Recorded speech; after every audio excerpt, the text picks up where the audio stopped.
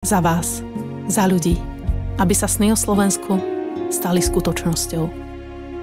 Dnes nad Slovenskom opäť vyjde slnko. Tisícky mladých ľudí si povedia svoje vrúcne áno a spečatia ho boskom.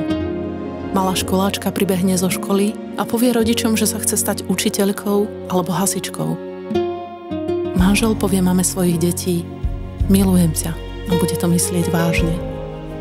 Ľudia sa dostanú s deťmi k lekárovi rýchlo a bez problémov.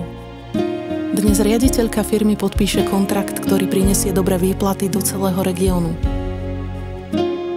Živnostník bude s radosťou tvrdo pracovať a na svoje dielo bude pyšný. Oligarchovia prestanú kradnúť, lebo vedia, že policajti po nich idú a už nikdy neuhnú. Politici pôjdu do práce a budú pracovať pre ľudí. Som Veronika Remišová. Verím v silu ideálov a v poctivú prácu, pretože to dokáže hory prenášať.